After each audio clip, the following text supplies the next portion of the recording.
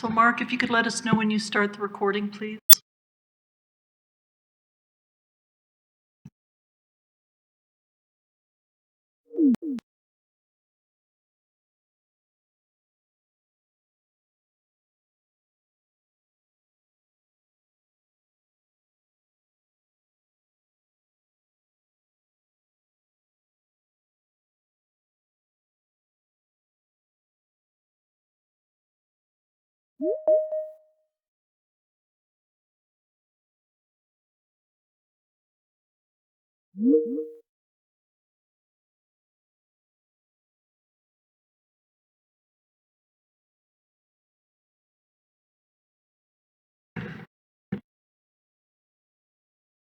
Okay, well said. Yeah. And we're recording. All right, thank you. We'll go ahead and call to order this meeting of the Budget Advisory Committee. Start with a roll call. I'm Jay Knight for the Budget Advisory Committee. Tim Dodd, Deputy City Manager. Kevin Ingalls, Director of Finance. Jenny Nolan, Budget Manager. Brad Power, Director of Community Development.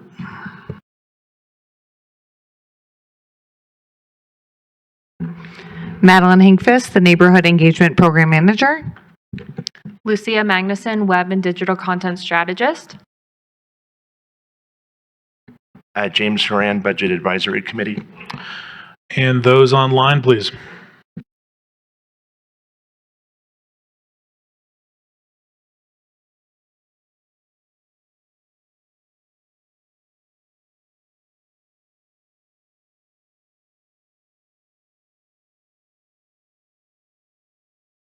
Amanda, can you hear us?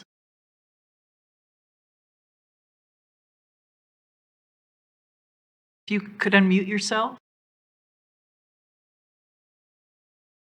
Oh, there we go. Yes, I can hear you. Okay, if you wouldn't mind introducing yourself, please.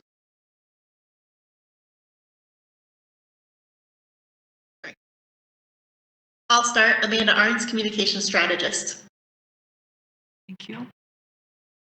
Chris? Hello, everyone. I'm Chris Hargeth. I'm the Communications Director. And Hillary? Hi, I'm Hillary Portell, Executive Director of the Inglewood Downtown Development Authority. And Nevin? Nevin Mandel, Budget Advisory Committee. Laura? Laura Cooper, Budget Advisory Committee. And Andrew? Andrew Forlines, Budget Advisory Committee.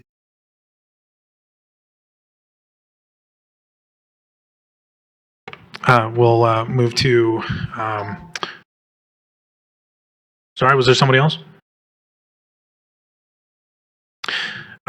Recognition of public comment. I don't see anyone. Okay. Do I have a motion to approve the minutes from November 6th? I move to approve. Do I have a second? Seconded. All right. And we are ready to begin. All in favor? Sorry. Thank you. Aye. Aye. Aye. Aye. All right. Thank you, members. All right. So we have listed here the department presentations. I figured these are in order of how everyone wants to go, but if anyone wants to move them around but I assume everything was set up, so we can just go ahead and get started with the Inglewood Downtown Development Authority.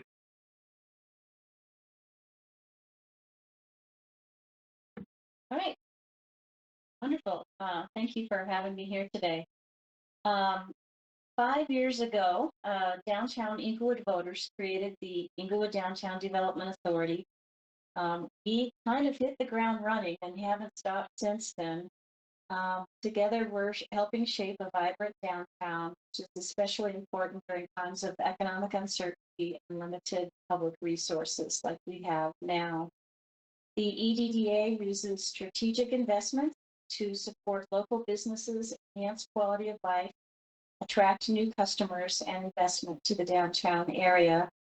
In 2026, we will invest nearly $3 million into new projects, partnerships, and events that will further this mission. Keep this slide up if you will, Jenny. Real quick, I just want to go over what is a Downtown Development Authority, because it's kind of a strange animal. The DDA is a government entity separate from the city, but created to implement the Inglewood Downtown Plan in tight partnership with the city of Inglewood and other stakeholders. We are a champion for the downtown area. That's all we think about, and our work must serve a public purpose. We undertake projects and programs that advance and improve the downtown district and its quality of life, and that includes economic development and marketing, public space enhancements and placemaking, mobility and parking, and land use planning and urban design. The DDA can supplement or enhance the city's standard level of service in the downtown district. We do not take the place of the city. We're not a public works department or a parks department or a community development department, but we can supplement or enhance the services that the city already provides in the downtown district. DDAs are regulated by state statute. They are not urban renewal authorities. We have no power of condemnation. And as of this fall, there are now 26 DDAs in the state of Colorado. We are one of the newer ones. Next slide. This is the Inglewood Downtown District. It consists of 3 what we call sub-areas. The first one to the west is the Inglewood City Center Station, City Center sub-area, where a lot of redevelopment activity will be occurring in the coming years. In the center is the South Broadway, kind of traditional Main Street area. And then to the east of that is what we now call the Wellness District, and that's the Hampton Corridor, anchored by Swedish Hospital and Craig Hospital and Swedish Medical Center. It's about 186 acres in total, including about 3,000 commercial property owners, business owners, and residents. Next slide. So the DDA is funded solely through tax increment. Tax increment is new sales and property tax revenue that the DDA helps to create through increased customer spending, building improvements, and new development. So on this chart, the gray represents the base tax revenue that was in place when the DDA started work. That base revenue continues to flow to the city, the county, and the school district. The blue represents new sales and property taxes generated in the downtown district through the various programs shown above. We must reinvest the blue in the downtown area. And after a 30-year period, all of the revenue reverts back to the city, the county, and the school district. The DDA then closes up shop, or if the community so deems, the DDA could be extended another 20 years. There is no special tax or assessment on any property owner or business in the downtown area. Okay, next slide. Thanks, Jenny. The Inglewood Downtown Plan has five sections. Again, this is our roadmap. It's a vision document and sets forth some key recommendations and strategies in the areas of economy, jobs, and housing, marketing and programming, public space and place enhancements, mobility and transportation, and land use and urban design. Next slide. In 2026, our goals are to drive downtown growth and vitality, transition priority projects to implementation, foster connectivity and accessibility, develop sustainable financial strategies, and ensure effective program administration. So we're growing up. We were toddlers there for a couple of years, and now we're getting more mature as an organization and really getting more focused on managing our resources and investing them in a strategic way in the downtown area. Next slide. So we undertake two programs. The first one is marketing for the downtown area. It's an integrated marketing program that celebrates downtown Inglewood as an independent, creative, funky, and fun place. Our program includes social media, digital marketing, events, and outdoor marketing tactics. We've got a really fun event mix now with 7 or 8 different events through the year. These are all very intentional, strategic partnerships who help advance key goals for the downtown area, such as activating vacant spaces, attracting new visitors, increasing local customer spending, and supporting local business. So events can be very time and resource intensive, so they need to be very strategic, win-win partnerships. Next slide, please.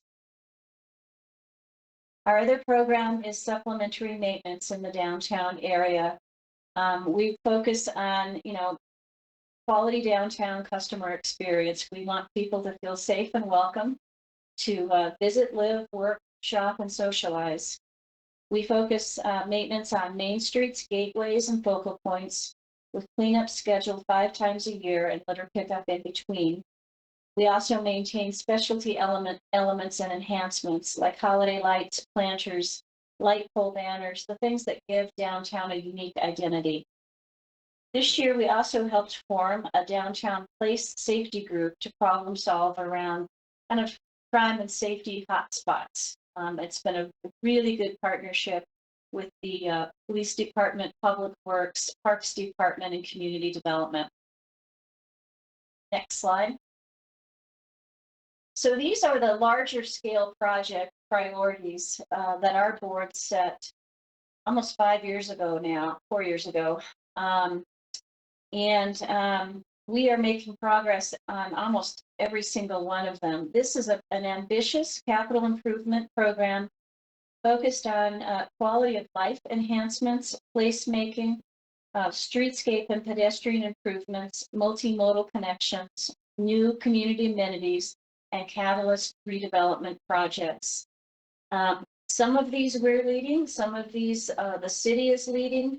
We are looking to leverage funding in every way that we can to make our public dollars go further. So for example, on Old Hamden, we've been working with the Public Works Department for several years now to plan and execute the complete streets redesign. And that included securing a $7 million grant from Dr. Codd. And then the DDA will also be contributing another $1.1 million to that project, so we can collectively get it done in 2026. So major streetscape, public safety, or pedestrian safety and accessibility improvements going in on Hamden next year. Over on South Broadway, we're going to be doing similar improvements, streetscape, ped safety, accessibility on South Broadway. We're also investing in the Little Dry Creek Plaza and Park revitalization with the Parks Department. Eventually, we'll work on the Little Dry Creek Trail, the Inglewood Parkway extension into the City Center area, as well as the City Center redevelopment project. The DDA, through voter approval, may incur up to $70 million in debt over the next 25 years. So that's what this debt is to be, or what is that? That is blah, blah, blah. These projects are what that debt is to be used towards. Next slide, please. So zoning in on some of the priorities that are moving from planning to implementation. The first one is the South Broadway Public Realm Action Plan. This is the area on South Broadway from Hamden to Eastman, and it includes some of the side streets as well. The goal here is to make our traditional Main Street more welcoming, safe, and accessible for everyone, and to support the Main Street experience while also celebrating that, that unique personality of South Broadway. So we're approaching a 60% design package, and we'll be working with the city and doing a number of presentations over the next year, looking to try to finance these improvements in 2027. So that will be a big one coming up. Next slide, please. Another one is Little Dry Creek Park and Plaza. This has been a collaboration with the Inglewood Parks Department over the last year and a half. The last time this area was improved was in the 1980s. It did, for a while, start to become kind of a crime and safety hotspot that everyone was concerned about. So with a lot of multidisciplinary activity with several city departments, we've stabilized that area, invested in a detailed planning package, and we'll be starting those capital improvements next summer. So watch for really fun improvements in Little Dry Creek Park and Plaza. This is, the Little Dry Creek is where gold was discovered in the late 1800s, and eventually the current city of Inglewood was founded. We're kind of going back to our roots there. There's a really lovely potential to restore the natural habitat, have some fun nature and interesting creative places to explore right off the beaten path of South Broadway. So we're excited about this amenity, and it's going to add a whole new dynamic to the downtown area. Next slide. This is Old Hampton Complete Streets. This project is really all about settling down Old Hampton, improving it significantly, making it more multimodal, really embracing the transit service in that area. There are many vulnerable communities that live and work along that corridor, including senior apartment communities, lower income apartment communities, many people with disabilities affiliated with Craig Hospital, and folks with chronic illness trying to get in and around Swedish Medical Center. So we really need for that corridor to be safer, accessible, and just more friendly, for people who are maybe your loved one is in the hospital and it's a real high intensity, stressful period of time. Some gentle beautification elements will create a nice atmosphere along Hampden. Next slide. City Center. So, we've got a couple of years of transition yet still to go in City Center. And so one thing the DDA has been involved in is activating some vacant space on the ground floor of the Art Walk Apartments, right near the fountain area. And we have worked with 3 nonprofit groups that kind of represent some core values in town. The Guild, which does co-working and a small business incubator program. Cast Colorado, which works with local artists and partners with the Art Students League of Colorado, Access Galleries, and Los Fantasmos, and Historic Inglewood, which celebrates and enhances our local history. The 3 organizations in the last year and a half have produced 82 events, workshops, lectures, and exhibits involving over 3,000 participants, and offered 13 offices for local artists and entrepreneurs. This is generating activity, eyes on the street, some customer spending in town, new visitors coming to the area. All of these dynamics help stabilize an area that has a lot of vacancies and not a lot of foot traffic. Next year, we're putting more money into this program to allow Cast Colorado, which is Community Arts Stabilization Trust, to occupy the last suite of space in that plaza retail, and they will provide 8 to 10 art exhibitions next year and 2 to 3 outdoor activations. So stay tuned for the creativity they're going to be cultivating here in town. Now, the idea too is we have all this vacant space. Why not give nonprofit organizations an opportunity to grow their concept? The Historic Inglewood would like to have a museum and grow the museum that they have and continue their programming. This gives them a space to do that. Similarly, the Guild would like to grow as a small business incubator, and that gives them the space to do that. And there's always a need for exhibit space and working space for local artists. These groups do not pay rent. They do pay for their monthly utilities and monthly janitorial. They have to program the space as a condition of occupying it. The DDA does provide some funding to help them do that. But it's not just free space. They're expected to program and try to grow their organizational goals. Next slide, please. So our total projected revenue for 2026 is about $4.7 million. We'll spend about $2.9 million. The balance of about $1.8 million will be added to our reserve, which has assigned funds for the priority projects that I showed you on the map earlier.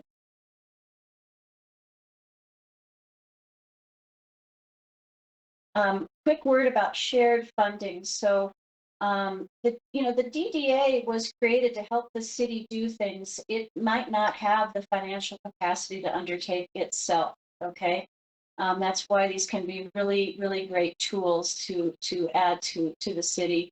So for Little Dry Creek Plaza and park enhancements, it's about a $3.5 million project. We think we can come in under that because there's some efficiencies that we can achieve. But the DDA will be investing $2 million into that project over the next 2 years. Again, that's in collaboration with the Parks Department. Under mobility and transportation, we'll be contributing $1.1 million to the Old Hamden project, which is $7 or $8 million total now, with the grant funding we had earlier. And then we also participate in the Inglewood Trolley, the BERT shuttle service.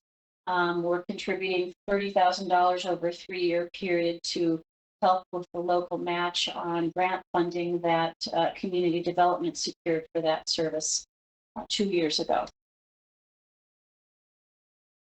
Next slide.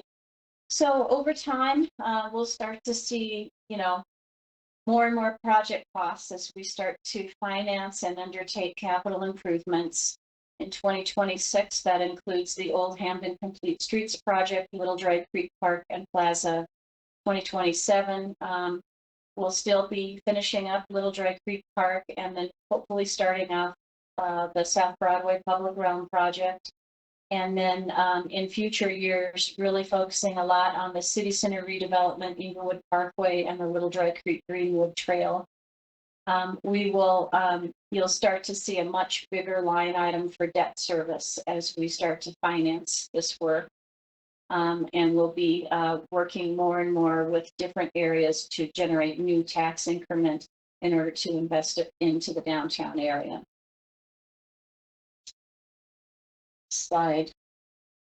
So does anybody have any questions?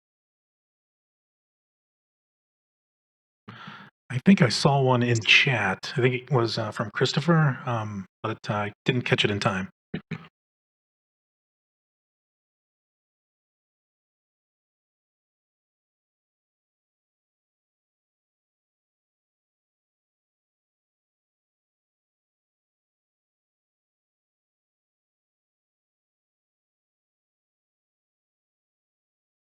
I believe Nevin has a question. Yeah, can you give us some specific information? And if you don't have it available today, that's totally fine. As far as the organizations that we host that provide programming in lieu of rent payments, do you have like a rough idea of how much the city contributes to the programming that they provide? The city, to my knowledge, does not contribute to Cast Colorado or the Guild in City Spark. There probably is some city funding related to historic Inglewood, but I don't know for sure.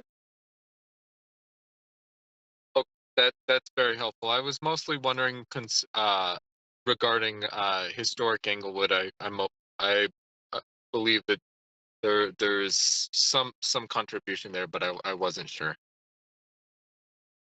Yeah, I don't know specifically. The City Spark property will be transferred to city ownership as part of the ground lease termination in City Center. So the city will become the landlord for this program in next year. Right now, the landlord is New Inglewood LLC. And then, do we know how much the development authority is currently contributing to programming across the board? If you know by organization, that's great. If not, that's totally fine. We have offered each organization $2,500 a year in marketing grants to help them with their programming obligation for their spaces.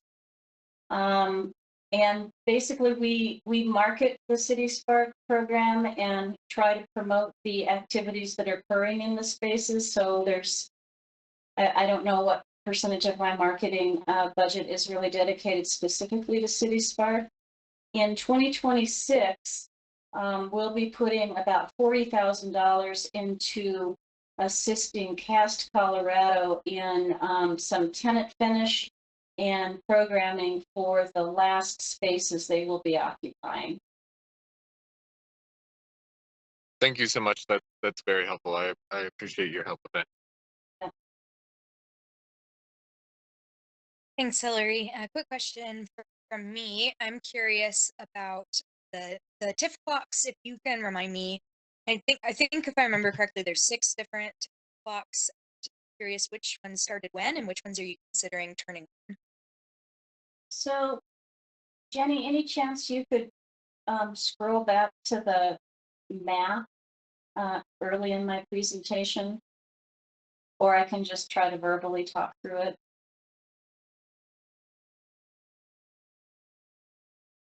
Wow, awesome. So this map shows the 3 TIF areas. So on the right-hand side with the medical district, that is one area, and we are currently collecting property tax TIF and sales tax TIF in that sub area. And then the center one was South Broadway. We are collecting sales tax increment. We have not turned on any TIF clocks yet over in the city center area because we want to really be able to maximize the time. Each TIF clock is for 30 years. So we want as much time as we can because we will need to be financing a significant portion of the city center redevelopment project. We would like to look at turning on the property tax TIF clock on South Broadway in order to help finance the South Broadway improvements planned for 2027. Thanks. And one follow-up, how do you define the new tax revenue kind of over and above base? How is that? You know, the Arapahoe County Assessor's Office does that, and they have their own methodology for doing that. We can agree with it. We can try to challenge it. We have the opportunity to try to determine how they're determining that. But generally speaking, they're trying to determine new capital improvements generated in those TIF areas. So that could include a building that gets expanded, a building that, or a new building, that gets built, or increased amount of sales tax that's generated in that year, in that area over the base. So it's all new activity. That help? That helps a lot. Thank you so much, and thanks for all you guys do.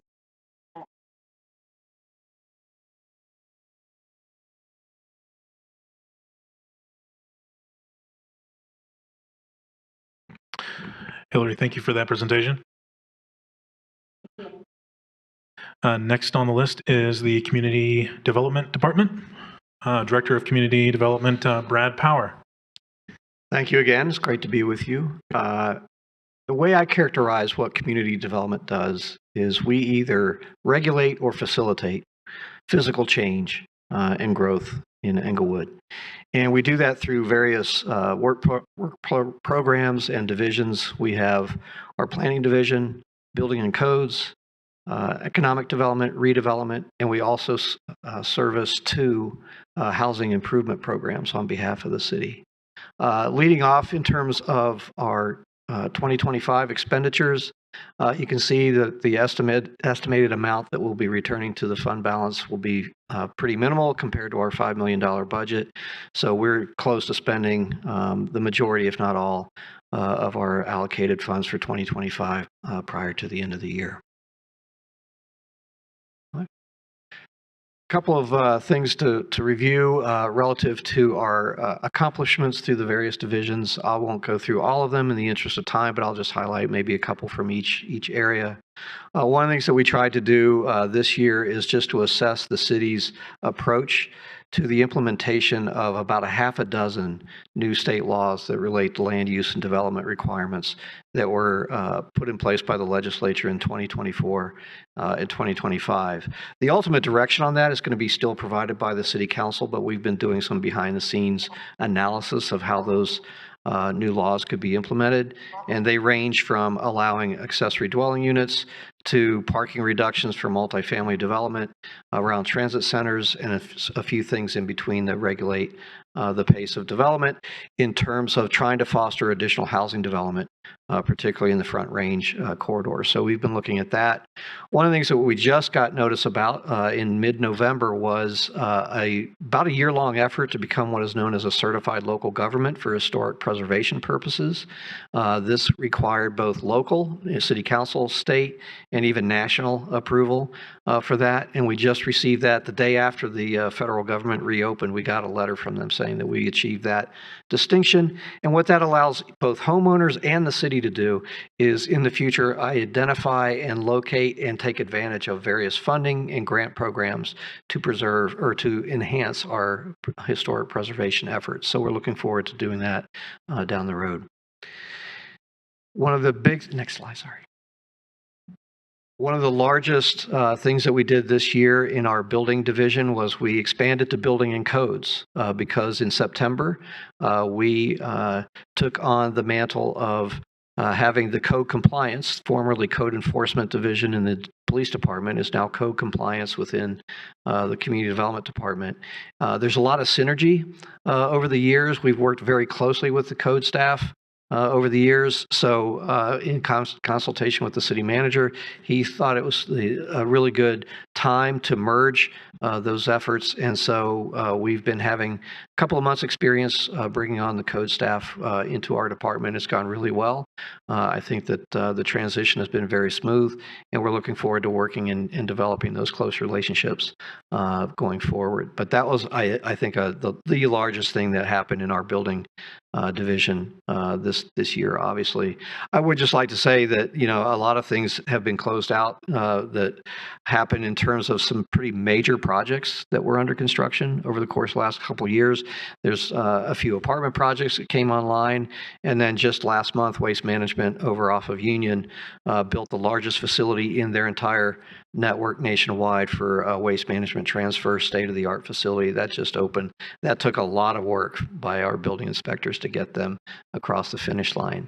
In terms of redevelopment, Hillary, I think, alluded to this, but the biggest news on that is in late 2024, the servicer that was kind of in control of the ground lease on City Center transferred or sold that lease to a consortium of 2 Denver area real estate development firms that have formed a limited liability corporation called New Englewood.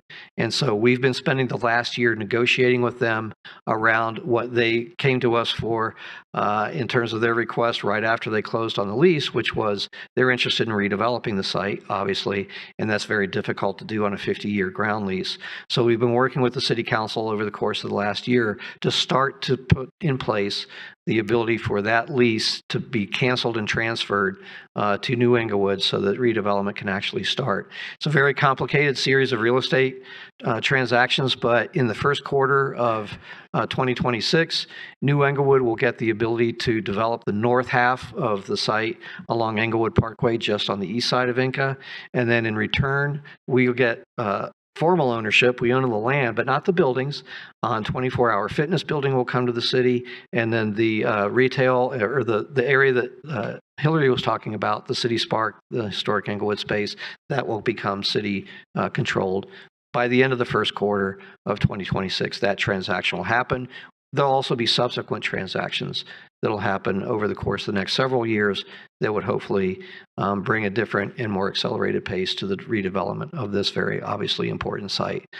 So that is obviously one of the things that we've been working on for years, literally, to get City Center positioned to be redeveloped, and we're finally there. So that's exciting going forward. Next one. Economic development. One of the things that we did is our longtime economic development manager retired after 24 years with the city, so we brought on a new manager over the course of the summer, and he's off to, in my estimation, a stellar start.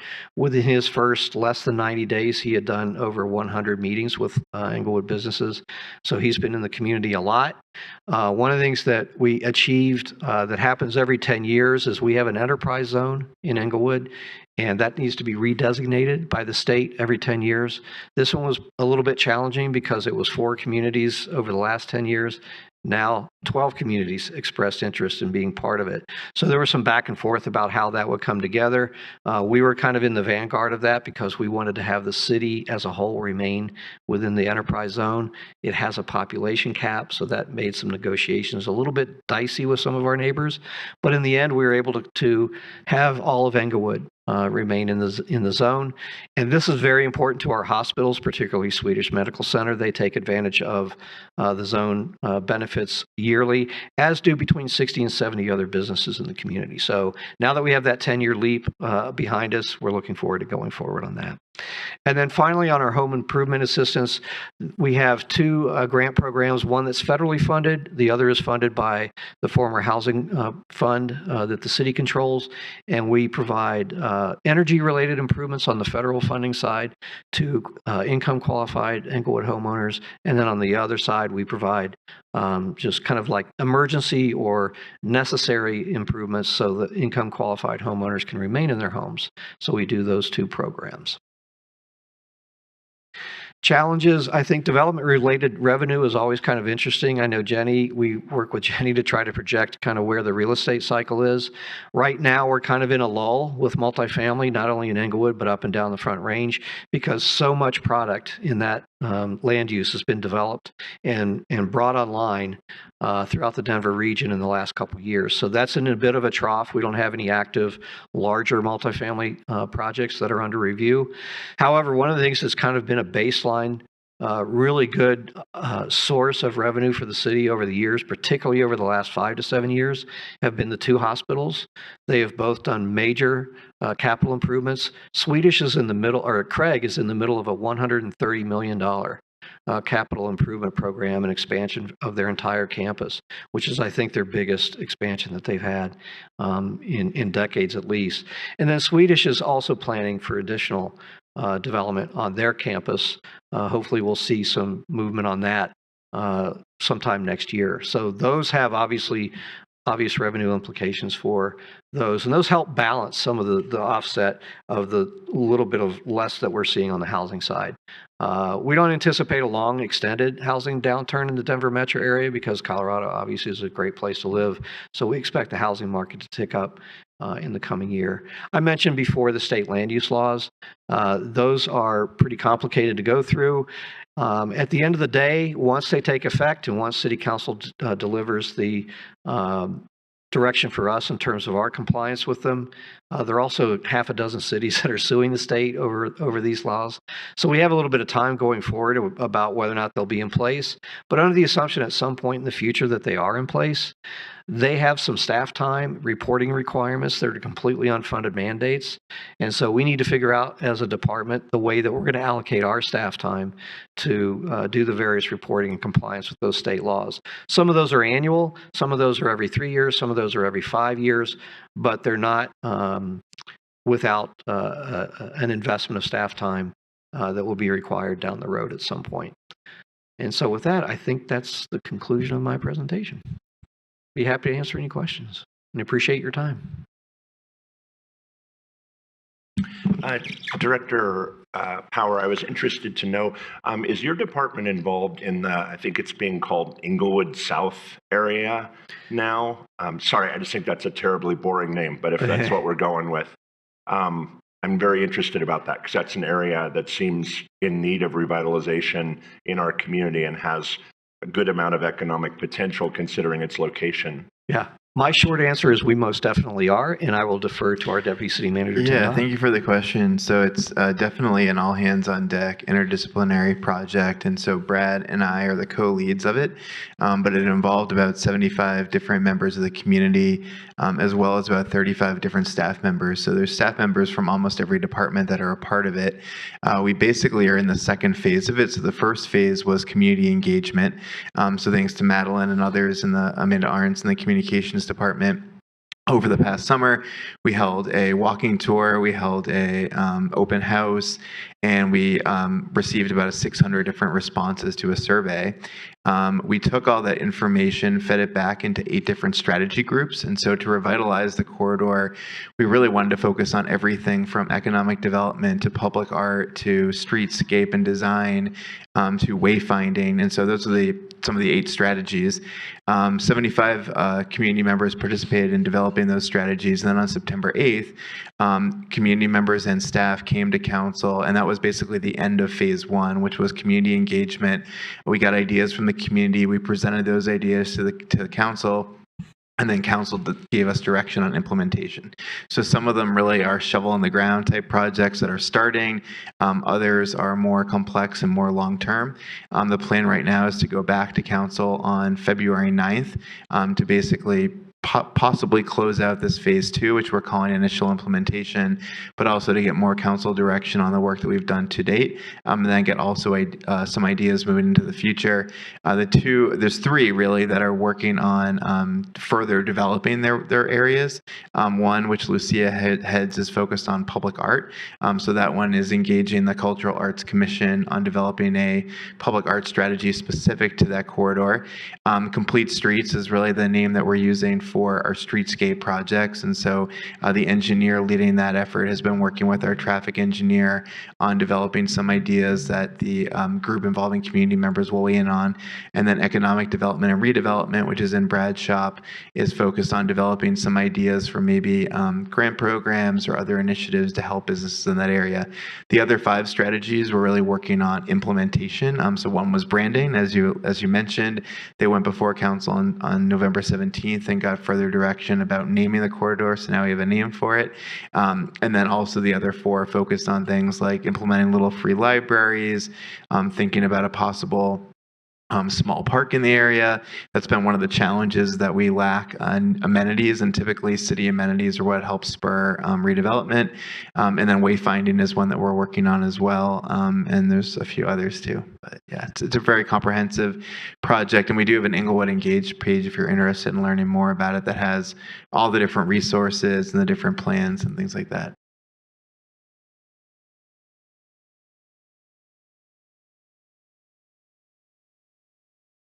All right, thank you. Thank you again. I appreciate it. And last but not least, the communications department. Hello, everyone. I'm Chris Hargeth, Director of Communications for the city.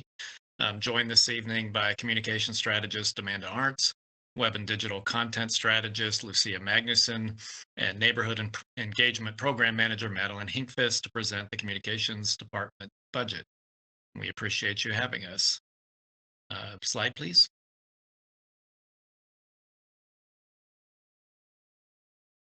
Thank you. It's a little too early for us to project our final return to fund balance, but we have historically finished very close to our budget With this year's salary savings, we expect to return about $10,000 to the general fund. Next slide, please. Here are a few of the major accomplishments from our communications and marketing team. The slide says we won 3 national awards, but we actually won 4 for excellence. First, we won a National Association of Government Communicators Award, or they're also known as NAGC, for the Inglewood Trolley and Refresh and Ridership. That was the rebrand of the Inglewood Trolley. We won an NAGC award for the Student Art Calendar, which those young student artists were just recognized at City Council on Monday evening. We won an NAGC award for the city's annual report. And finally, the city was named a top performer in community connections for POLCO's 2025 Best in Governance Awards. POLCO, if you're not familiar, is the company that conducts the city's biannual citizen survey. We published 4 issues of the Inglewood magazine. These are all created in-house.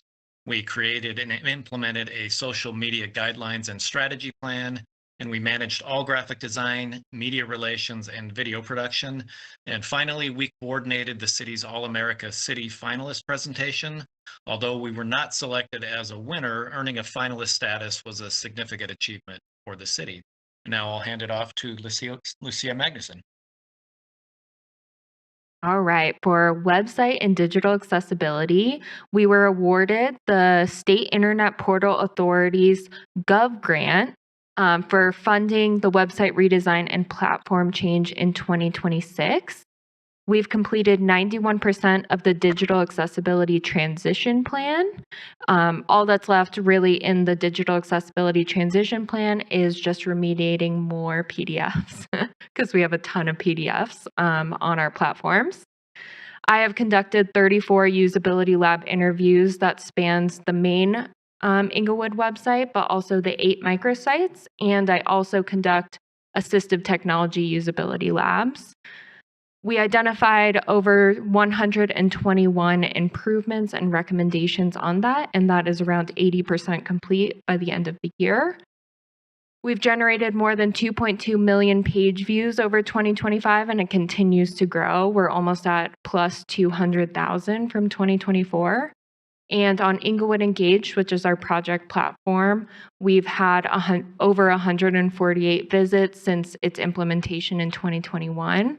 Currently, we have 34 active projects, and we've had around 2,000 submissions that could be surveys, comments, people interacting with the project platform.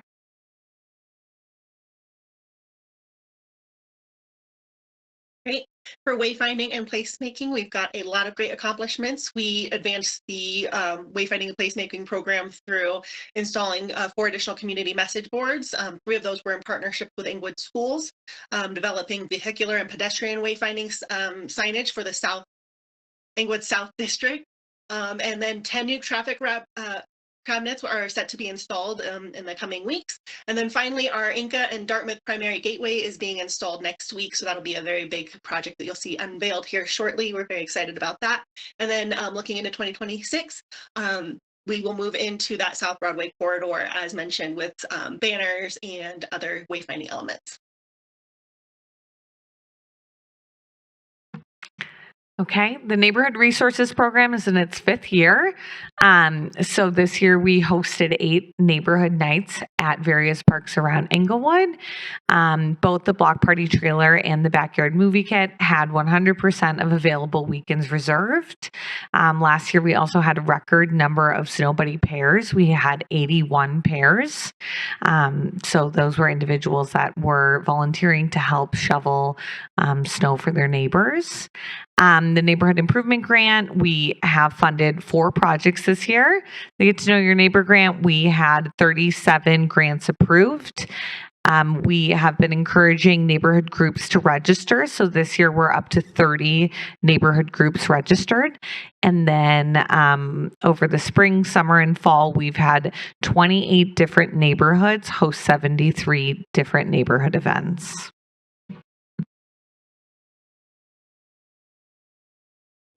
And for the challenges faced, it's just the the request load that we are taking in and the complexity of our projects. Requests have shifted from simple tasks. This chart here shows our communication requests and our subtasks, all the additional work that supports the original request from departments. And as you can see, the blue is this year, and the complexity of our projects has really just exploded with more cross-channel, multi-channel, cross-department projects over this year. Just a higher volume of tasks overall, and then just deeper work per project. So while our request tickets might have leveled off slightly over the years, the complexity of our work is increasing. Unfortunately, we are able to meet these demands with the increase of or by bringing our graphic designer in-house. That used to be something we did outsource, and now we brought that in-house, so that we are able to take on more projects with that, and that was a cost neutral benefit. And then also by making our visual communications specialist a full-time position to help with that cross-department project marketing. Next slide. This chart shows the number of tickets, just like that number of ticket requests that each department is when departments need our assistance. So while our task loads are leveling off, we are still increasing, but the complexity is definitely increasing. Work now requires advanced graphic design, user experience, accessibility strategy. We've got specialized roles in our departments, and we've just got more channels that we have to update between our website, social media, print, our signs, just all of our engagement platforms, which is our job, and it's great, but just a lot of moving pieces that we have to meet the demand for. Okay, and here are our top 3 capital project priorities. Wayfinding along the Inglewood South corridor, and that's from South Broadway from Hamden to Bellevue. The neighborhood signage program, which was previously mentioned. A new city website, which was also mentioned, which of course we were just awarded a state of Colorado grant to complete that project. And I'll add a bonus one. We're also the department liaison for the Cultural Arts Commission. So we work with them on the acquisition and placement of public art, utility box wraps, and murals. And with that, we're happy to answer any of your questions that you might have.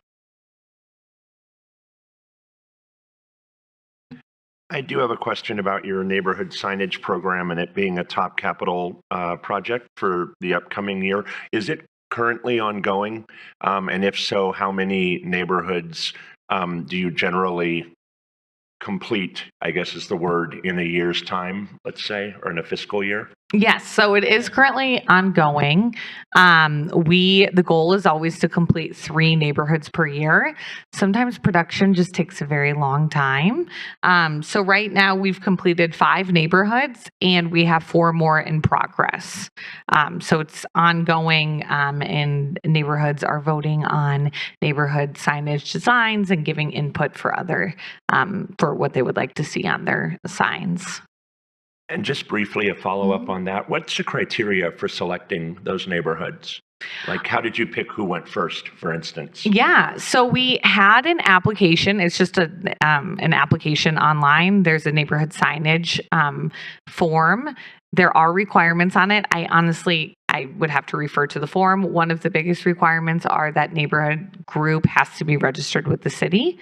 And then I work with that neighborhood group leader, and we look at different areas to put the larger entrance signs and then the topper signs. I just had one more question. I'm sorry. I'm very interested in this because, again, as we talk about having Inglewood be a vibrant place with personality, obviously how we name things, how we wayfind things is a key part of that in bringing people here either to shop, work, live, etc. In terms of those, do you call them landmark signs or the bigger signs that mark the gateway signs to the entries to the city? The Englewood sign, do they say Englewood or the neighborhood names? They say Inglewood. So for Okay. instance, the one just north of Bellevue on Broadway, just south of Yale on Broadway, et cetera. Yep, I'll let Chris take that question. Yeah, I can take this. So in, I believe it was 2021, City Council adopted a wayfinding and placemaking master plan. And as part of that master plan, we identified some secondary gateway opportunities. That's the green signs that you see throughout the city. There's one on Broadway near the Toyota dealership. I'm guessing you've seen those. And then we also have two primary gateways. There's one at Hamden and University, and there's also one at Broadway that you can see northbound on Broadway, right about at Shenango. And do you work with Public Works to actually decide the placement of those? I'm just curious because at least a couple of them that I've passed by regularly are obscured, and you wouldn't know they're there if you didn't really look for them. Which one? Yeah, we do work with Public Works. When, once we have the signs completed, that's the first thing that we do. We have considerations like the city's right-of-way versus CDOT's right-of-way and things like that. We did identify a few signs through some feedback from neighbors where we had, especially with the secondary gateways, we had a contractor that had replaced the former signs that had been placed. And, I would say that a few of those signs, I wish we had the opportunity to maybe further vet some of those locations, and because they, some have been obscured by things like tree branches and things like that. So we do take that feedback, and when we can rectify some of those issues, we're actively doing that. Thank you. I'm curious about what these 73 neighborhood events looked like. Yeah, so the 73 neighborhood events, it could be anything from a block party to a neighborhood service project where they're, cleaning up a park, a backyard movie night where they reserved the backyard movie kit, celebrating National Night Out where, police officers come and visit all these different block parties around Englewood. So the grants really allow the neighborhoods to plan their own events and what they would like to see.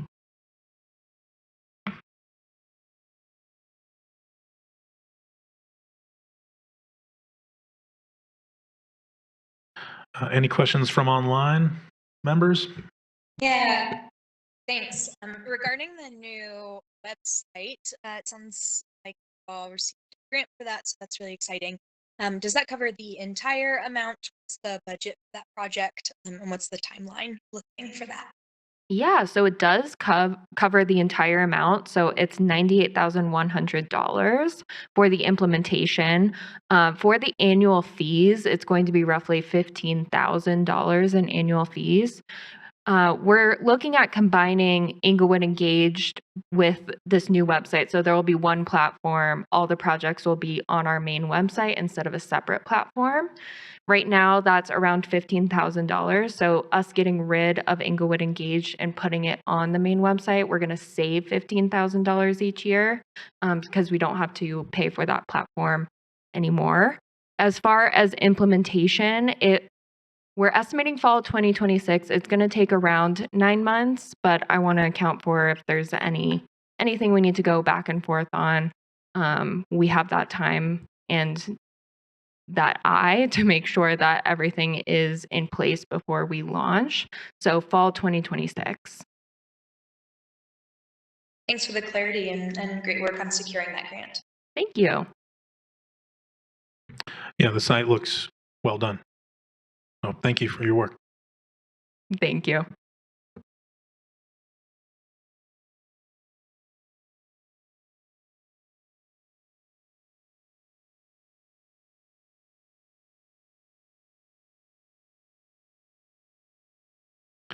Well, if that's it, I believe we've reached the end of our presentations for the evening. If you would like to go, you don't need to stay for the rest of this, but it can get quite riveting talking about the reserve policy. So I'll leave that to you. Thank you all. Thank you to all of our presenters. I appreciate everybody coming in, presenting stuff quickly and efficiently. All right. So on to reviewing the general fund reserve policy and issuing a draft and finalizing. So I did go in and look at it. It looks like we have made some progress. There's one or two triggers that still need to be looked at before I think we can clean this up, and then kind of have one last meeting on this, I believe, next month to be able to present to council. So we do have trigger 2, it looks like, with the city's SUT revenue. Nevin, that was assigned to you. I just wanted to check in and see, is there any information or help that can be provided to kind of help fill out that section? Yeah, I apologize about that. I had a family emergency situation come up, but I will try and get in the information that I put together for that, and we'll try and get that in shortly. If folks do have any specific contributions that they've already prepared, though, please feel free to add those in.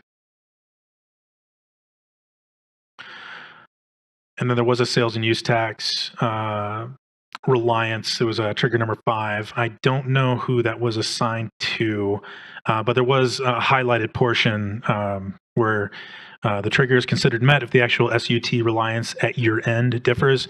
I didn't know if that was highlighted for any reason, or if somebody needed feedback on that, or if we needed to discuss. Yeah, I think that is me. I will follow up. I had a couple questions on the topic of the budget as it relates to the city rhythms, and so I might just follow up with Kevin on that to clarify a few things before I finalize those sections, but I'll be sure to do that in the next week or 2. Thank you, Laura. But otherwise, scrolling through it, and I don't know if I'm the only one in here looking at it, but I say we're in pretty good shape. So I think if we go through, just kind of clean things up, and just be ready to discuss our portions together when we have this final piece put together, then we can hopefully discuss with Chair Eckel in January about passing this off to council and providing our recommendations. Does anyone have any questions or concerns they'd like to bring up about the draft as is, or anything else regarding the reserve policy?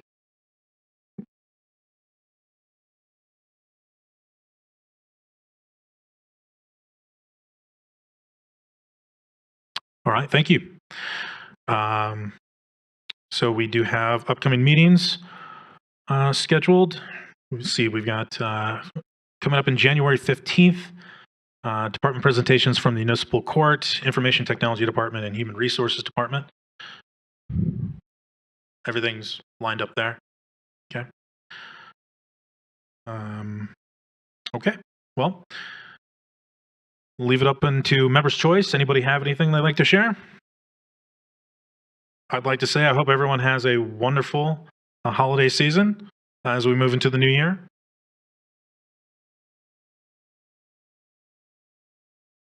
And you as well.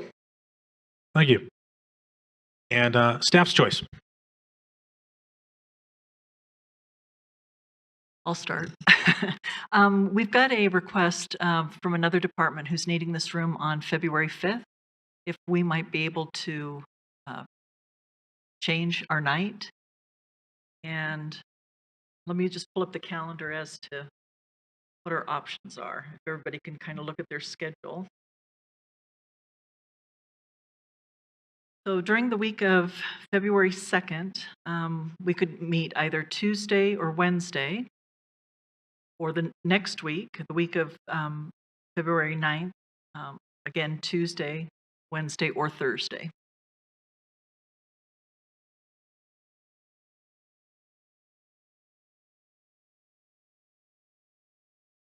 So I know that second week for me will be better. So you said I'm sorry, could you go through those? So we could meet either the week of February 2nd on Tuesday or Wednesday, or if we switch to the next week, February 9th, we could meet Tuesday, Wednesday, or Thursday. I'm good for any of those on that week of the 9th. Does anyone else have a conflict there?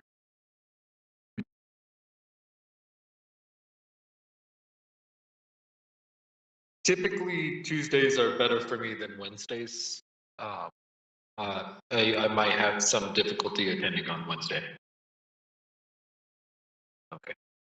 It looks like Tuesdays don't work well for Andrew. So potentially, if we do it on Tuesday, I might, or on Wednesday, I might have a conflict, but until we get closer, I don't know for sure. Well, that still leaves Thursday, the 12th. How does that work? Yeah, look for Thursday everyone? the 12th works fine for me. Okay. Works for me. Thursdays are generally good for me too. Okay. And all right, the 12th. Looks Great. like Thank you, everyone. awesome. Thank you. No further. You've got a choice. Okay. All right. Well, with that, the meeting is adjourned. Thank you, everyone, for your time.